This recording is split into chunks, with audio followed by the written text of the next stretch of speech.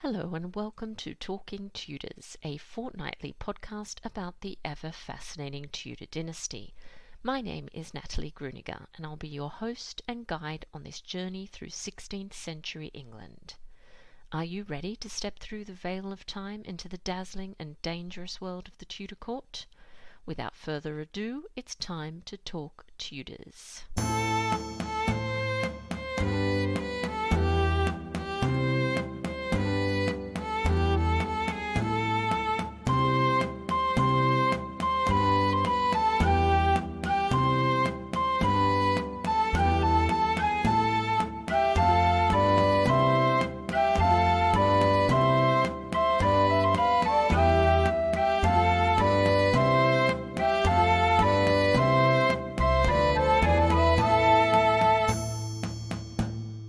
Hello everyone, welcome back to Talking Tudors episode 84.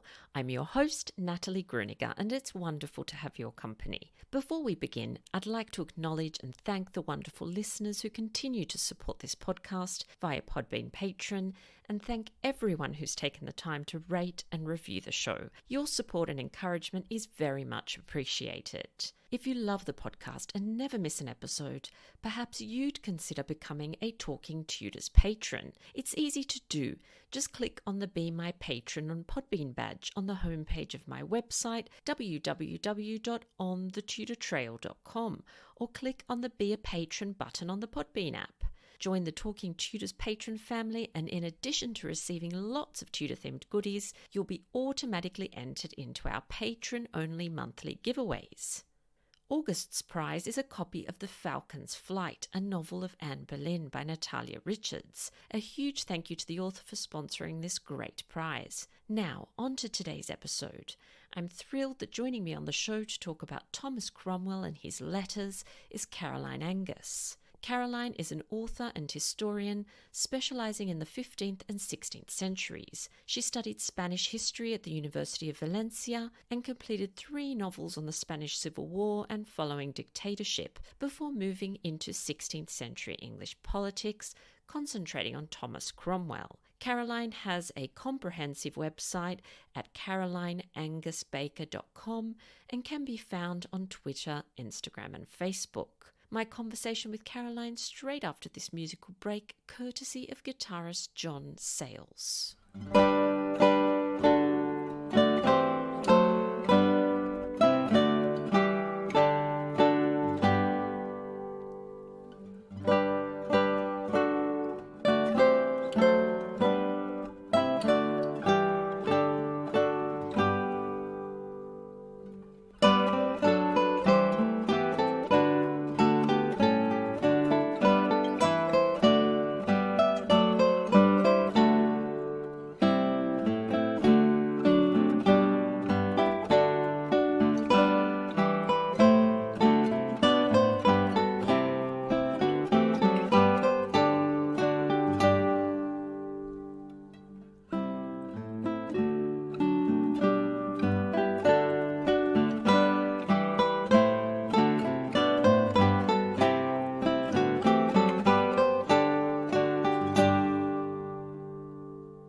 Welcome to Talking Tudors, Caroline. How are you?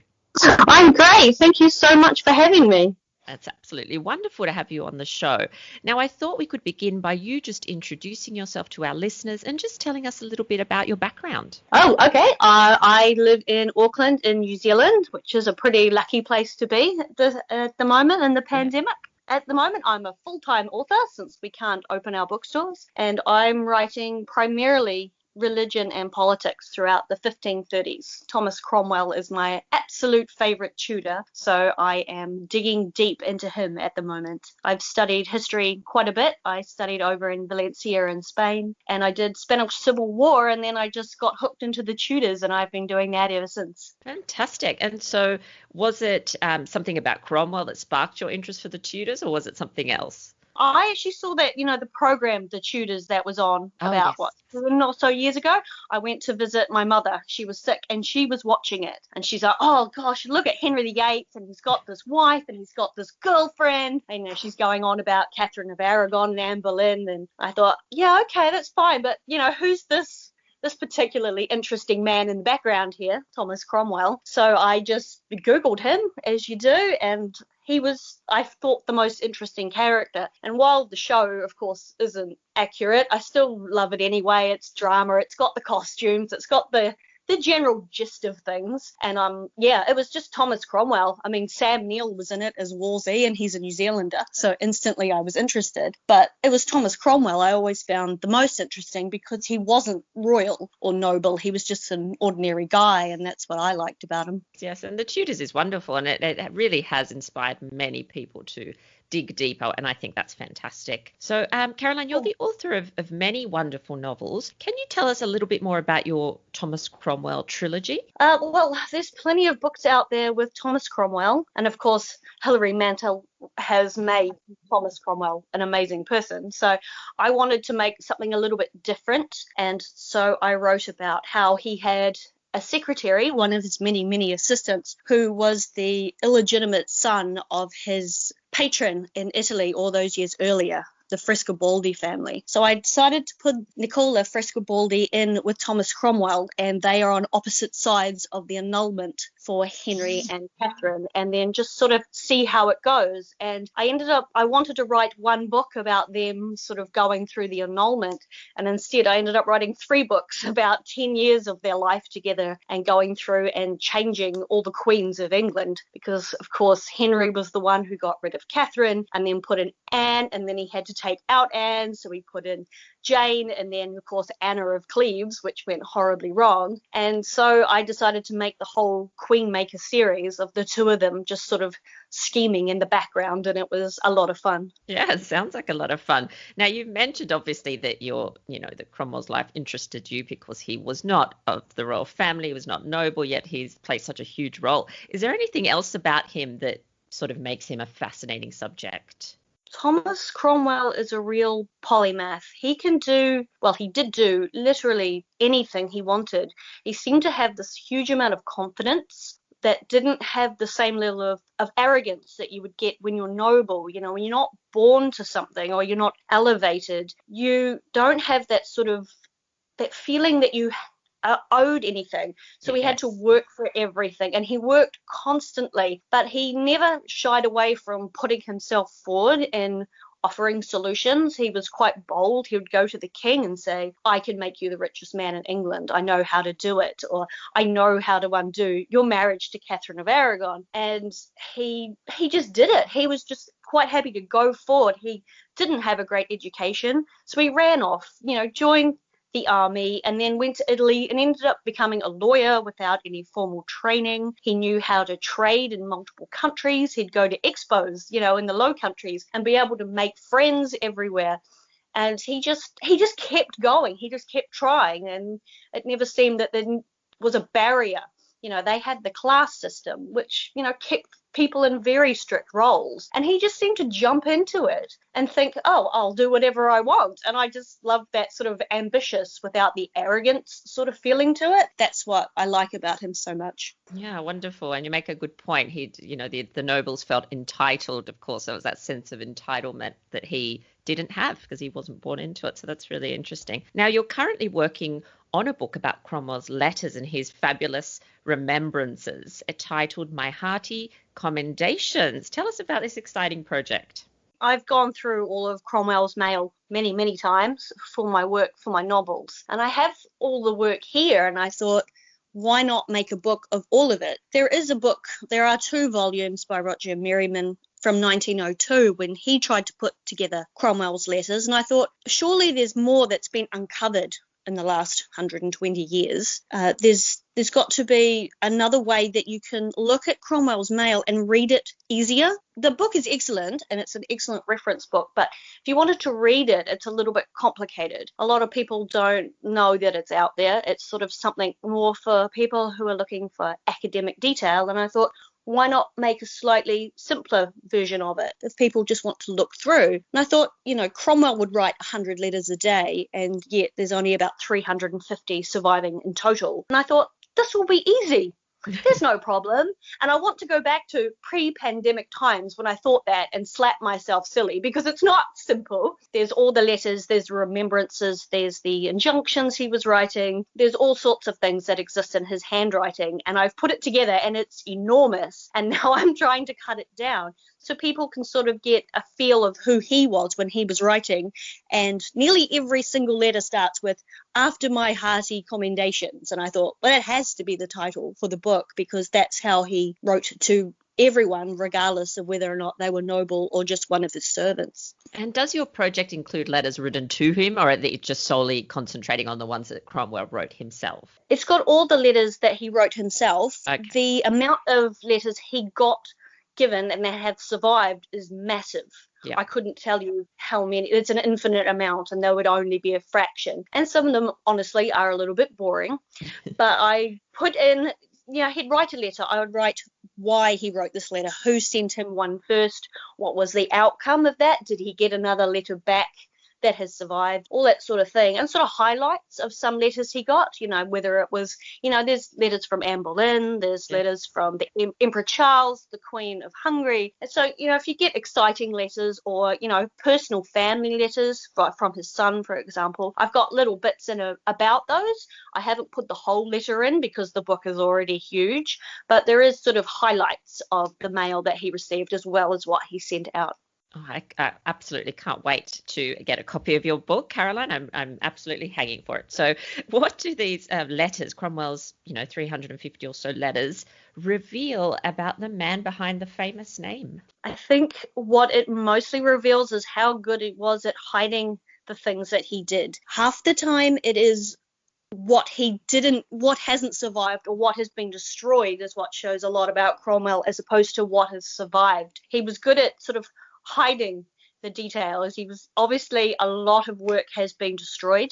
It's theory that his servants destroyed a lot of his correspondence to protect him, and you can see what is being left and what has been thrown away. And I think that's what's interesting. But then every so often you get a letter that survived. There was a period through sort of 1537 when Cromwell was going through a hard time, and Stephen Gardiner kept all the letters that he received from Cromwell. So you get important details as well as the simple things that have been left to survive. And I think that's the most interesting thing. You can see what he was writing, but also what he was trying to hide. I think in trying to hide it, he's actually ended up highlighting what he's been up to. Now, so illness often kept Cromwell away from court for extended periods of time, and this we see, at various points throughout his career. Do we know exactly what he was suffering from? There was multiple illnesses with Cromwell, and he nearly always got sick sort of March and April every year. Not always they could tell what it was. I think when his wife and his children died of sweating sickness, I think he was sick at the same time. There's no specific detail on that, but I would say he was very ill, judging by the letters he was writing. He, in 1539, would have been one of his worst illnesses. He said it was ague or tertian fever, which we would call malaria today. He was extremely sick for 2 months almost. He couldn't move. He couldn't leave St. James's Palace where he was staying. It caused him an enormous amount of trouble at court because he was away, even though he was trying to work from bed. 1534 and 1535 was the same. There's no detailed account of what it was, only that it was extremely serious. I would say it was probably the malaria again. Obviously not plague. He never had that. He survived. But I would say it was the malaria, judging by how he would go for 3 or 4 days, crossing between life and death with fevers, and then it would break. But then a few days later it would return, which sort of follows that line of the malaria. But when he got sick, he got incredibly ill. Not moving for a month at a time must be extremely debilitating, especially when so many people are still wanting you. And in 1535, Henry actually went to Austin Friars to visit Cromwell in bed. That's how serious it was. And Henry, he didn't like germs at all for obvious good reasons. He was excellent at self-isolation. But Yeah, Cromwell, I would say it was the malaria, and he seemed to get it constantly. He was extremely unlucky in that regard. Yeah, and I can imagine his stressful work just, exacerbated the illness in the matter. So Cromwell owned a number of very impressive houses. You just mentioned one that he was residents in there, including manors in Stepney and Hackney as well. Can you tell us about some of these properties? Oh, Cromwell had some amazing homes. Everyone knows Austin Friars, right, Yes. in London, which he was almost obsessed with making bigger and bigger and buying properties around it. There's a few receipts that have survived about it. Stepney, he had from about 1529, he bought a little bit of land. It was only about 2 miles from Austin Friars, but was the country outside of London at the time. He had a big home there, and he built a second one for his nephew Richard. So they had homes together at Stepney. That was sort of like a private place that they would go when they wanted a bit of peace. He had a place in Canberra that was close to Hampton Court when Wolsey still had it. That was just another small place. But then he got the place in Hackney that belonged to Henry Percy. He needed to sell it because he had a huge amount of debt. He gave it to Henry, who gave it to Cromwell, who spent an enormous amount of money. It's called Brooke House now. A lot of it was damaged after the war, unfortunately. But he spent a huge amount of money on that. He wanted to make it his prime country home because he also built Sutton Place for Ralph Sadler, which was just down the road. They were going to both live there together. And then he decided to bribe Henry Percy with the home at Hackney because, of course, they needed the annulment from Anne Boleyn, and Henry Percy was so prominent in that. So we'll give you back your family home with all these renovations. And then all of a sudden it was gone. So he was then made Baron of Wimbledon, and they took the land from Thomas Cranmer to give to Cromwell, which included the huge manor at Mortlake.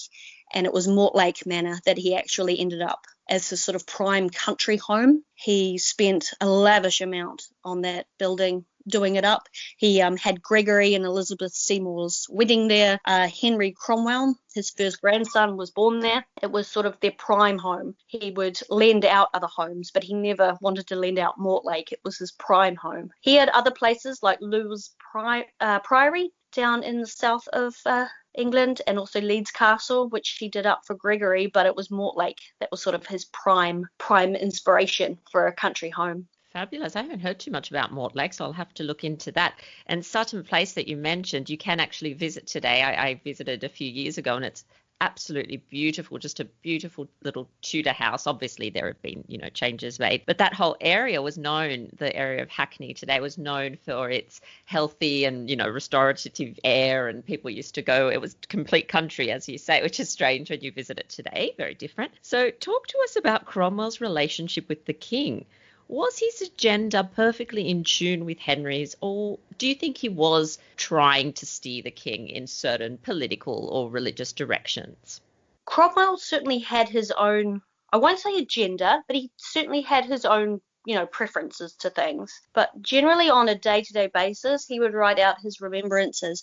He would ask the king's permission for everything that he did. He would only do something with the king's say-so. So while he was coming up with ideas and he was putting these things into practice, he always had the king's blessing with what he was doing. He would ask first. There was only a few instances where he crossed the line, and Henry let him know without any trouble. Cromwell always wanted an alliance with Emperor Charles. Even though he preferred Reformation, he always wanted to have an alliance with the emperor. So him and Chapuis spent a lot of time together. The correspondence between the two of them is invaluable with what Cromwell was up to. And sometimes he did push a little too hard for an alliance between those. Henry did get a little upset. Cromwell didn't like the French, so sometimes he'd be quite hard on them, and then Henry would pull him back from things like that. And Henry was never really into the Reformation like Cromwell was. And I think between Cromwell and Cranmer, they did push. They did put all these ideas onto Henry, but ultimately they did have permission. They didn't go ahead and do anything without permission. But you could only really push as far as Henry's whims would allow you at any given time. So while they did have their own preferences, ultimately, if you pushed Henry, he would push back. There was never any tolerance with Henry. Cromwell, well, as you can see, he died for pushing slightly too hard on different things. And I think that he was more or less in tune with Henry. I think they sort of worked together. And I think there's a phrase that gets repeated often in those remembrances, something like, you would know for sure, something like to know the king's pleasure or something along those lines that we hear a lot. Yes. Is it to know the king's pleasure?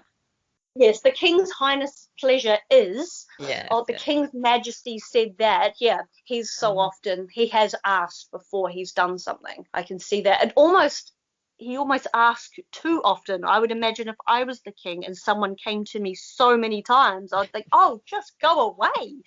But yeah, I think they definitely did work as a team. Now, we don't often think about Cromwell as a family man, but when he first arrived into Wolsey's service, he was in Wolsey's service first, he had a wife and 2 daughters, which we don't hear very much about. What is known about their lives? Well, in terms of his daughters, precious little. Had he not written their names into his will, there would be no record of them at all. Again, with his wife, there's not even sort of an idea of when he and Elizabeth got married. She was from the sort of same area. Her father lived in Wandsworth, which is very close to Putney. He went all over Europe and then came home to marry a local girl, which I really like that story. And they had 3 children. And roughly around 1520. So I think Grace was very young when he wrote his will, probably 3 to 4 years old. But little is known about them. But Cromwell very much was a family man. He had his wife, her sister Joan and her husband and her children lived at Austin Friars. Cromwell had 2 sisters and he was involved in all of his nieces and nephews' lives. He had them all educated. He made sure that they had marriages for the girls. The boys got jobs. They were given excellent tutoring alongside Gregory, his son. He had a lot of people with him, and even after his sister died, he took in his children, as we know, like Richard took his name and Walter took his name as well. There was another Gregory as well. He looked after everyone in a really wide extended family. So while he lost Elizabeth probably around late 1528, early 1529, you can see in his correspondence things got really dark for him for a while. And then I think he lost the girls soon after, probably around September or October of 1529. Everyone was sort of in a panic. They couldn't find him. They were saying, I've heard rumours. Are you okay? I hope God sends you better times, things like that. And then he had an illegitimate daughter not long after that, Jane. That was another tricky thing for him, that he kept this daughter and he put her with Gregory for quite a while. And he was definitely a family man, even though he lost his children and he only had Gregory left over, plus Jane, who was sort of kept in the background. He was definitely a family man. He had a wide, extended family. He even looked after his mother-in-law and considered her his own mother. And even his friends loved Mercy Pryor, Cromwell's mother-in-law. Everybody loved her. She seemed to be an amazing woman. So he was definitely a family man, even though sort of he never remarried. I don't think he could bear it. That's such a wonderful snapshot. Like, I'd love to hear more about that. And your letters hopefully will reveal more about that aspect of his life, which is fantastic. Now, you've mentioned the many hundreds of letters that you've read and reread. Do you have a particular favourite? Does one stand out as one of your favourite Cromwell letters? Cromwell is very formal when he writes, regardless of who he's writing to, but then every so often, I guess the mask slips a little bit, particularly sort of by about 1538, he was starting to get a little bit, I won't say casual, but I guess he was comfortable in his power. There is a letter, it's I think March 1538, he wrote to the Bishop of Salisbury, which is Nicholas Shaxton, and he was incredibly angry at Shaxton. He had been mouthing off about Cromwell, thinking it wasn't going to get back to him, which was, it was sedition. He was arguing against the king. He was, really rallying against Cromwell. And, he was really, really angry. But even though he was, furious, he was still going to give Shaxton another chance. He was warning him, I know what you've done. I'm not going to arrest you, but this is your one and only opportunity. What would God say? He slips into Latin throughout the letters a little bit. And I think it was so bizarre, this letter, because he was angry, but you could still feel almost like a warmth in his writing. He was still prepared to give this guy another chance, even though he'd had plenty and he was annoying, and someone else, George Platt in Ireland, had done the same thing and he was in the Tower. It was bizarre. It was almost like he was trying to look after this person who had wronged him. And I thought, I just really had a strong sort of connection with a person behind those words. I really loved it because 6 months earlier he had written to Michael Throgmorton, who was the servant of Reginald Pole. And I think maybe Cromwell was drunk at the time he wrote this letter, because he was wild with anger and he said things, and he's usually quite passive aggressive when he's annoyed with someone in his letters, but this letter was just outright aggressive. I was surprised that it was sent, actually, and he just absolutely ripped into this guy. How could I have ever believed that you were a decent person? You know, he was so mad, and he only ever did that once. But then, of course, he showed this other opportunity to Nicholas Shaxton that actually he could hold it in if he wanted, and it was really nice to see those two sides. I think almost writing to Thomas Wyatt is always a good indication of Cromwell's letters. They were very close friends. Wyatt was on the scaffold with Cromwell, so he wasn't alone the day that he died. But sometimes, you know, Wyatt wasn't the best diplomat. Sometimes Cromwell did have to, you know, hurry him up or tell him what to do. But then there would be moments where he'd say, "Oh, I've never seen such a meeting between diplomats that had so many words but so little result." You know, he would be able to be honest with Wyatt and in cipher, so he would have to decode it afterwards. But he had someone that he could trust and he could just sort of let his feelings out with. And I thought that was always really nice to see as well. Contrary to popular belief, I think, the king's disastrous marriage to Anne of Cleves was really not the end for Cromwell. Why is it that Cromwell, and I know this is a very complicated topic that I'm asking you about, why is it that Cromwell fell out of favour? And in the end, what was it that prompted Henry to put one of his most, if not the most loyal minister to death? It was a really complicated time. Even since the moment that Jane Seymour died, within days of her death, Cromwell had to start looking for wives. It was within a week. And the negotiations went on and on and on, and there was precious little.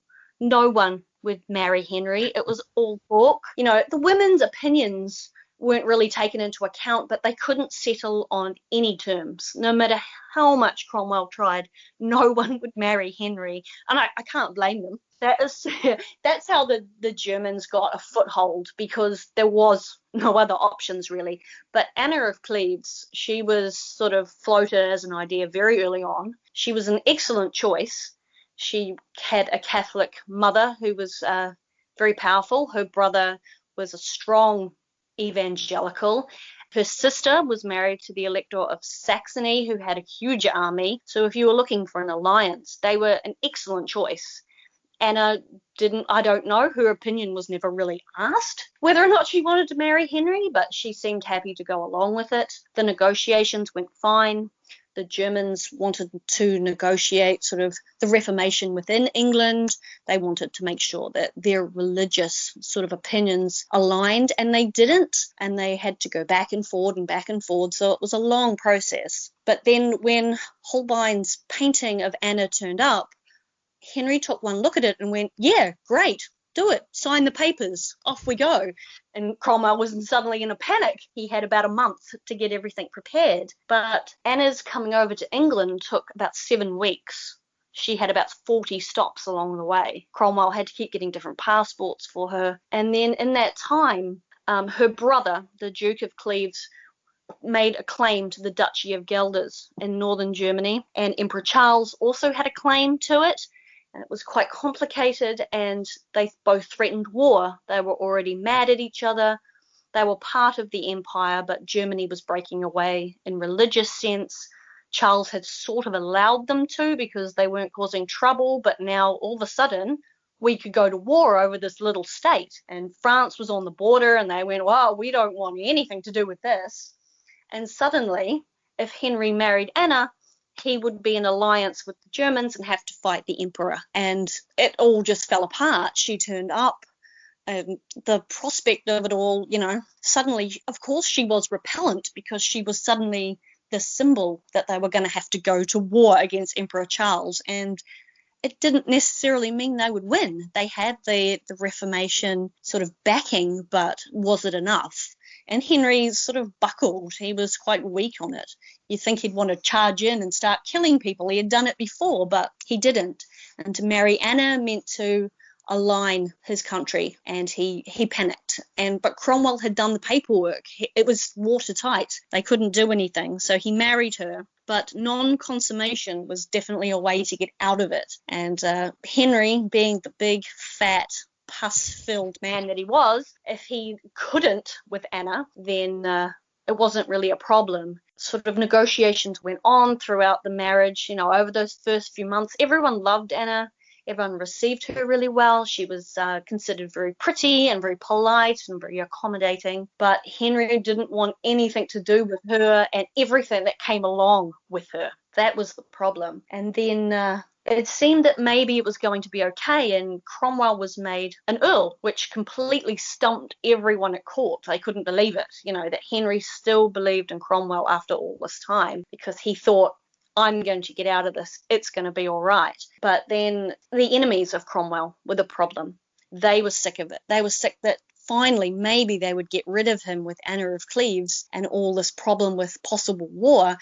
And Henry still backed Cromwell, and they had to get together and try and find something, because Cromwell had made a few mistakes in that past year. He had said things that weren't appropriate. After his illness, he never seemed to quite come right. He would slip, and he would, you know, he said to Stephen Gardiner that he would fight the king against the Reformation if he had to. And that sounds like treason. Yeah, it sounds like heresy. You can twist it. He probably looked back and thought, oh my God, what did I say that for? I'm an idiot, you know, and it was overblown. You know, it was just little things that sort of, if you brought them all together, it looked really bad. And Henry had the paperwork that shown him, you know, Cromwell's heretic. He's plotting against you. He could marry the Lady Mary because he and Mary were always very close. And Henry still wavered until one night at Austin Friars, Cromwell was sitting tired at his desk, and he said to Risley, I always say Risley when I look at his name, yes, Risley, and he muttered something about how the king wasn't able to sleep with Anna. Not that he didn't want to, that impotence was sort of a thing, because only Cromwell and the Earl of Southampton knew that. And when he let that slip, Risley ran straight to the king, mouthed off about it. And of course, Cromwell's telling people you're impotent. That's it. Henry just, he signed the paperwork. Arrest this, you know, this man. I hate him. I can only imagine the language that was used. And it went from everything was fine. Cromwell went to Parliament that morning, and he turned up late. I still don't know why he was late for the Privy Council meeting. I don't think I'm ever going to find out why. And they were there ready to arrest him. It went from totally fine to out of control all at once. And he was betrayed by people that he truly thought he could trust. They were living in his house. So it would have been a really crushing blow. Gosh, what an incredible story. Just that period itself warrants a really close reading. It's absolutely amazing. And he wasn't a spring chicken by then, was he? Was he in his 60s or was he in his late 50s by then? He was in his late 50s by then. Yeah. Success at court came quite late for Cromwell. By the time that he was in the king's service, he was 45. He had already lived quite a successful life. He'd made a lot of money. He could have easily gone on and just lived his own life and never gone to court. He didn't need the money. He didn't need the glory. He had everything that he wanted. Before he worked for the king, he was calling in his debts after his wife died. I think he was feeling particularly vulnerable. And I calculated it, and it was almost $2 million in today's money. £2 million people owed him. He had a lot of money. If you can loan that out and people needed to give it back, it's mind-boggling. He had done very well for himself already. So going into the service of the king was not necessary for him. He never sought it out. Yeah. And I think that made a difference too, because he didn't go in looking for power or money or popularity. I think that helped him because he was able to get on with it rather than the bickering that tend to go on between different people. All right. So, Caroline, if our listeners would like to find out more about your work and hopefully, be alerted when your new book comes out, as I would like to be, where could they go? My website is carolineangusbaker.com. Sorry for having such a long name. I have all my information about the new book. It should be up as a pre-order on Amazon very soon. It's out November 5. Right. Everything's been a bit delayed with COVID-19 everywhere around the world, so it's a bit tricky. It'll be on my website. It'll come up on Amazon. All my other books are on there at the moment. And also I'm on Twitter constantly, always talking. My handle is writer_Caroline, and I'm also Caroline Angus on Facebook if you're looking for me. Fantastic. Excellent. That sounds like a great way to connect. Now we're up to the time of our episode where we play our little game of 10 to go, as I call it. So are you ready for your 10 questions? Okay, I can try.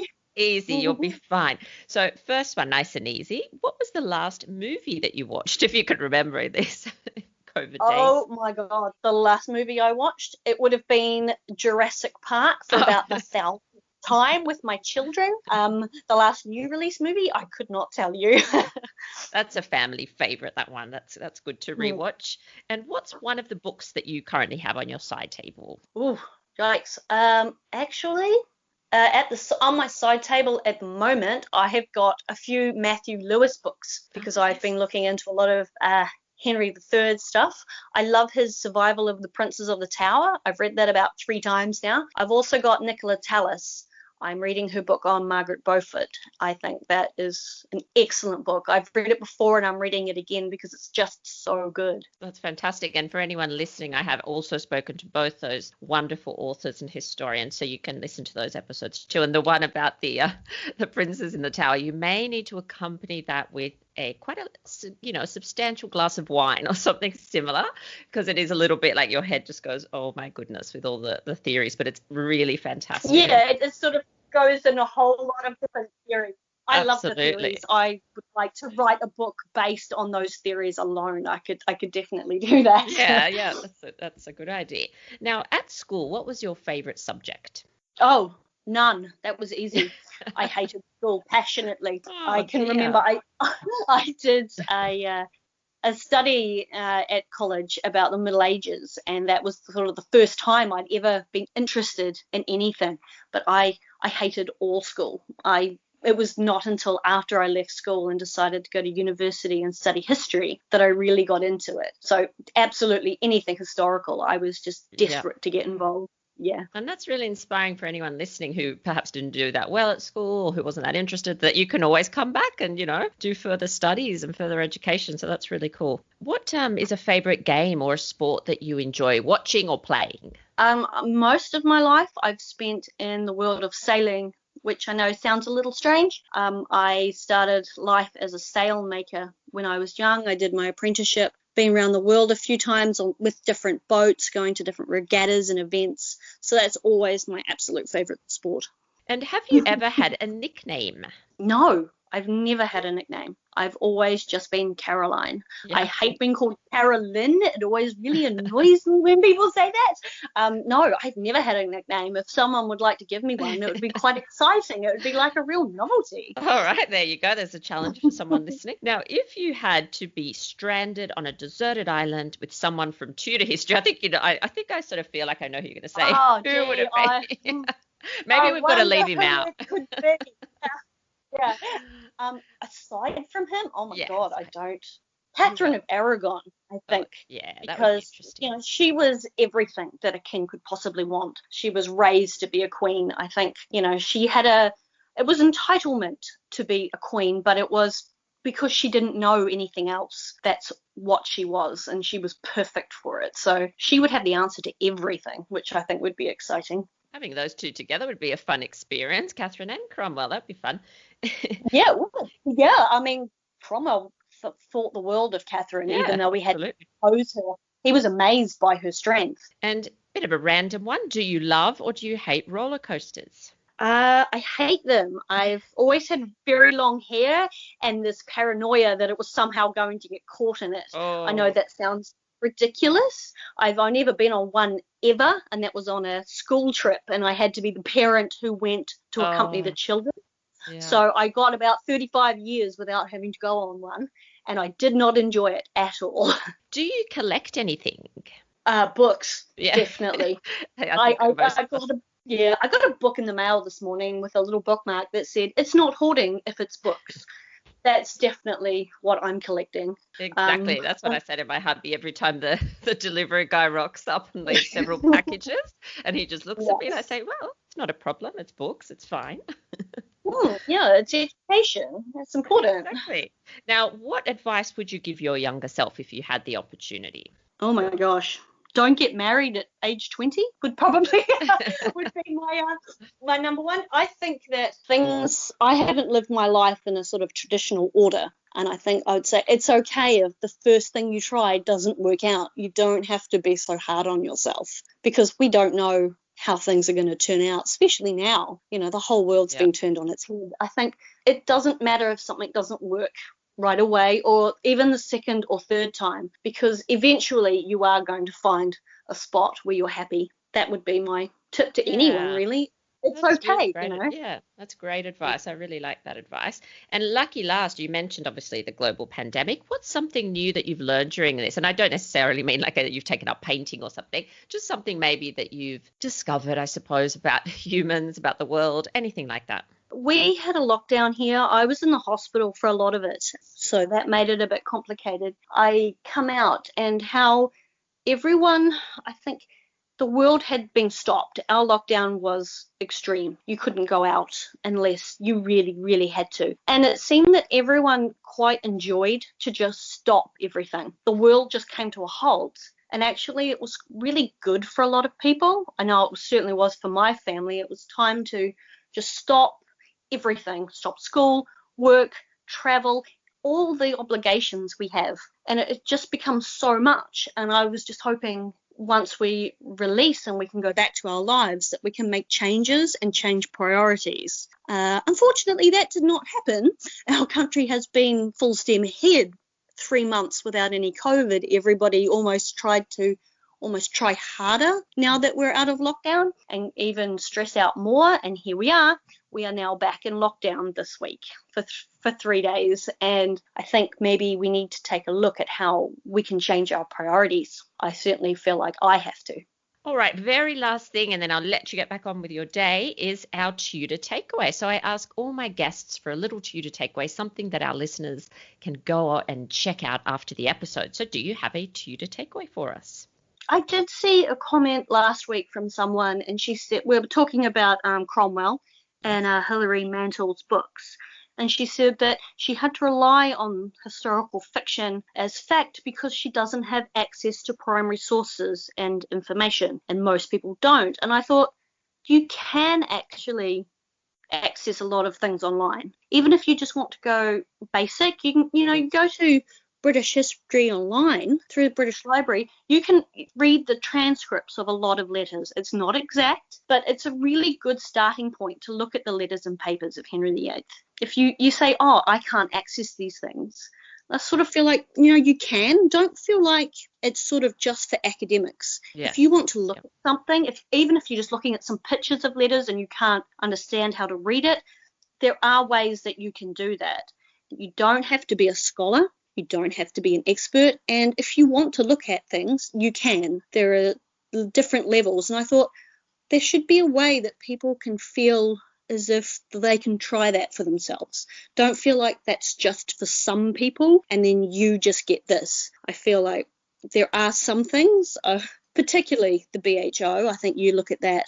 I think it's a really good starting point for people. Don't feel like that's just for the academics or the authors. It's for everybody. Don't feel like you can't or you shouldn't be. Because I sort of got the impression from these comments, that's just for the Yes. academics. Yeah. All we've got is historical fiction, so don't be nasty to us for not having it right. Don't feel like you can't. Don't feel like it's too snobby. You can definitely get in there yourself. I didn't start out life as an academic, and now I'm writing this book. I only have a history diploma. Anyone can do it. Don't feel like you're excluded. That would be my takeaway. Yeah, and I love that. And you are echoing sentiments of people that I've interviewed that work at, places like the National Archives, and they're desperately trying to communicate the exact same message. Those documents, the primary sources, are for all of us. We all have access to them if we'd like to. And I think that's a really fantastic takeaway that you've given us there. So thank you very much. Great reminder. And I will put in our show notes, links to your website and also some links to those resources that you've just mentioned, like the wonderful letters and papers of the reign of Henry VIII, which we all love to go and have a little look at. So thank you so much, Caroline, for taking time to chat with me. And I cannot wait to hear about your new book. Thank you so much. I could talk about Tom forever, so it is not a problem.